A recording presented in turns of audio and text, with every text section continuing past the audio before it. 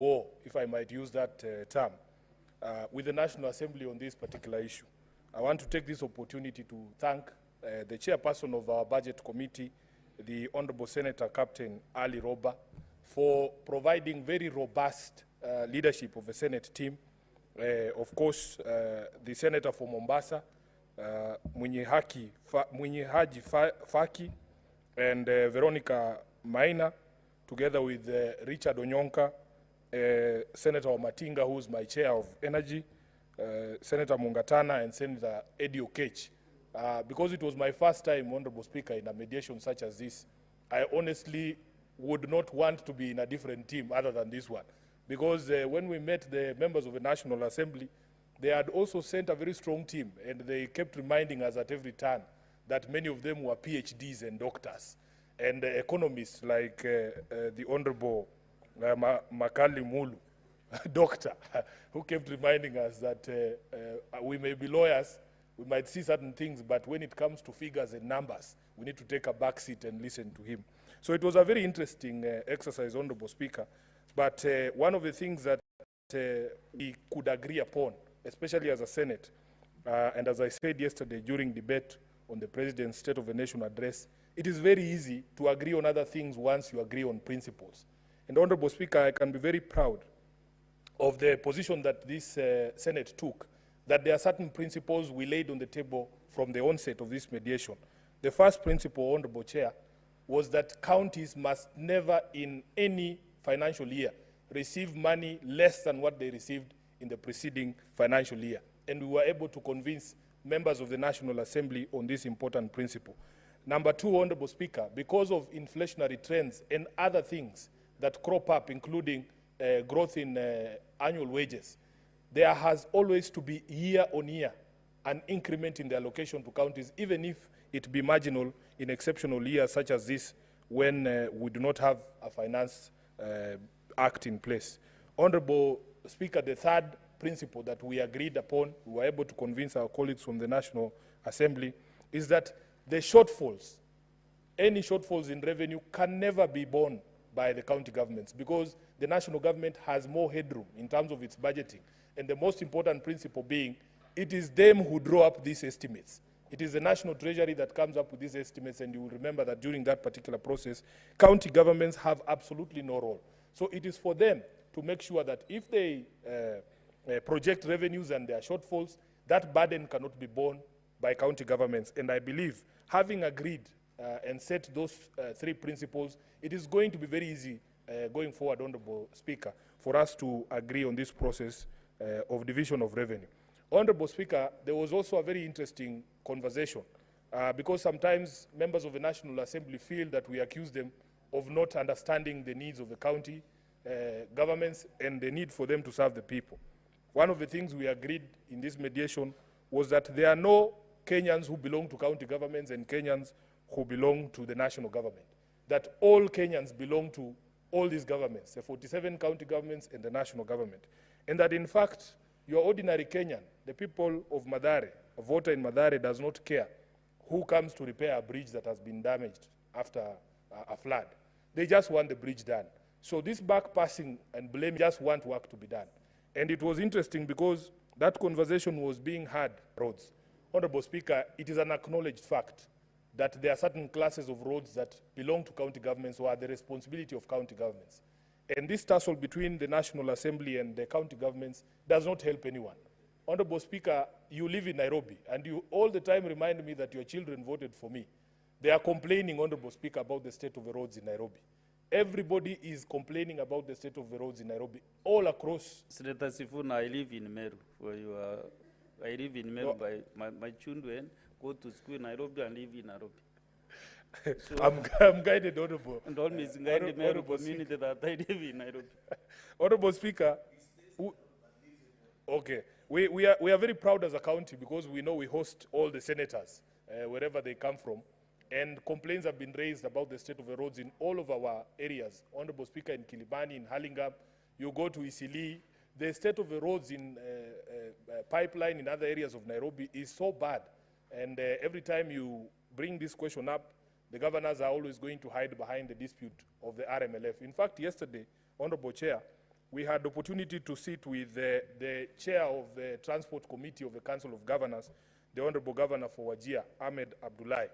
And you know, during the mediation, the members of the National Assembly gave us as a Senate an assignment to take a message to the Council of Governors that if it were possible for them to sit down and have a discussion and try to mediate that issue out of the courts, it would be helpful to the common Wananchi. I want to report to the members of this House and the members of the National Assembly need to know that we did take that message to the chairperson of the Transport Committee of the Council of Governors. But he was very skeptical, I have to say this, because he has said that this is not the first time this question of the RMLF was taken to court, and the last time there was a conversation to withdraw the matter or to solve it amicably, it didn't go very well. So at least to the members of the National Assembly who sent us, who gave me that assignment to deliver the message, as a messenger, I've done my part, and I have also given you the feedback that we received from the Council of Governors. Honorable Speaker, allow me to also say that in the course of those proceedings, we in the Senate raised very serious objections about the separation of powers between the three arms of government. We want to continue to urge members of Parliament especially to remember that the law-making process and the budget-making process is a constitutional responsibility of Parliament. And we must never appear to cede that responsibility to any other arm of government, and especially not to the executive. Honorable Speaker, you will know that whenever we are handling a matter in this House, even the judiciary itself has taken a position of waiting for the process in this House to conclude before they can intervene. And when a matter is before the judiciary, we in Parliament as well don't touch it because of the sub judice rule in our own standing orders.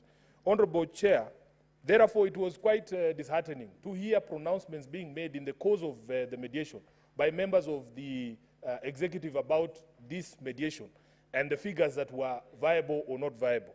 I want members of Parliament to remember that we swore an oath to defend the Constitution, and it is the Constitution that gives us, as Parliament, power to make legislation and power to also make the budget of this country. So that, Honorable Speaker, we should not essentially be one with the executive. In fact, sometimes I feel terrible for the leadership of the executive because they are supposed to get ideas from Parliament and to be guided as well. But if we are a house that only waits for the president to say, we go left and we go left, we go right and we go right. If today he says this house is bad, we all clap and say it's bad. If he says we are now good boys, we all stand up and clap. It's not supposed to be like that. We are doing a disservice to the head of state. And I want to encourage him. I think now he knows. I think now the head of state, Honorable Speaker. I cannot see an intervention on a point of order.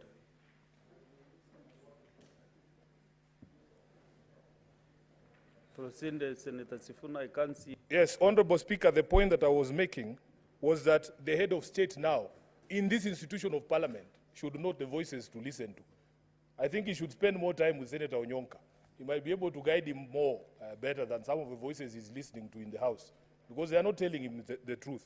Honorable Speaker, let me conclude by saying that the mediated amount might not be pleasant to the Council of Governors, might not be what this House wanted, because I remember when we were dispatched to this mediation, we were given very clear instructions that we must not accept anything less than the 400 billion that we had passed. We had many objections ourselves, including myself, during debate of this particular bill. But I want to say that the purpose of mediation is not to get your way. The purpose of mediation is to have a conversation with people who hold a different view and to come to some form of middle ground. I want the House to view this as the Senate saving 7 billion shillings for devolution and not losing 13 billion from the 400 billion that we had been told by the National Assembly. So, Honorable Speaker, what we want to say as a committee is that we had opportunity for a robust conversation with our colleagues from the National Assembly. I have also had opportunity to meet some of them in committee, some of them like the Honorable DK, they call him DK.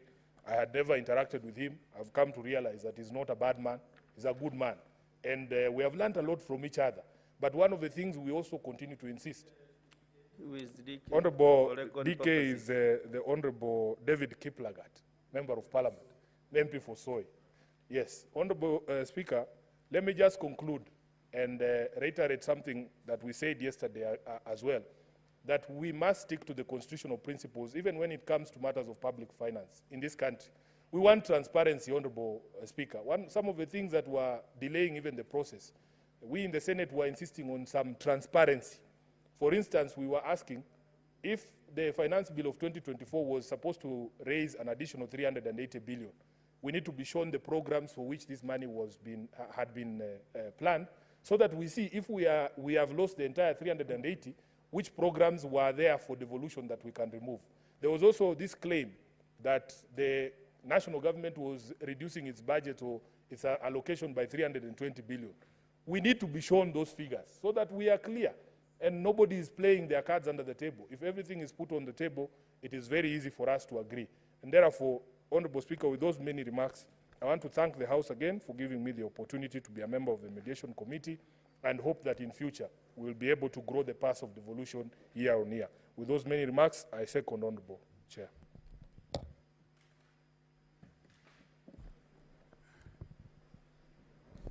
Honorable Senators, I propose the question that the Senate adopts the report of the Mediation Committee on the Division of Revenue Amendment Bill, National Assembly Bills number 38 of 2024, laid on the table of the Senate on Tuesday, 26th November 2024, and further that pursuant to Article 113, subsection 2 of the Constitution, and standing on the 167.3 of the Senate, approves the mediated version of the bill. Honorable Senators, before I open the floor to the members to contribute, I want to acknowledge the visiting delegation from the County Assembly of Kisumu. Honorable Senators, I would like to acknowledge the presence in the Speaker's Gallery this morning of a delegation from the County Assembly of Kisumu, comprising members of the Committee on Procedure and Rules and its Secretariat. The delegation is undertaking benchmarking visit in the Senate. I request each member of the delegation to stand when called out so that they may be acknowledged in the Senate tradition. Number one, Honorable Gald Olima, who is the Vice Chairperson of the committee. Honorable Kennedy Ajwang, member. Ms. Annabelle Wabuge, Senior Clerk Assistant. Mr. Roger Zwagude, Clerk Assistant. Mr. Fanuel Okonde, Answered Reporter. And Mr. William Oganda, Sergeant at Arms. Honorable Senators, in our usual tradition of receiving and welcoming visitors to Parliament, I extend a warm welcome to the delegation, and on behalf of the Senate and on my own behalf, wish them a fruitful visit. Yes, Senator Beatrice Ogora, welcome the visitors in less than 1 minute. They are your neighbors. You come from Omabi. Thank you, Honorable Speaker. Kisumu is I'm not only a neighbor of Kisumu, but at some point I've been an acting senator of Kisumu over a long period. But Honorable Speaker, I take this opportunity to welcome the County Assembly of Kisumu. Honorable Speaker, only yesterday we were in Kisumu welcoming His Excellency the President, who graced a conference that was outstanding. And as usual, Kisumu Dala never disappoints.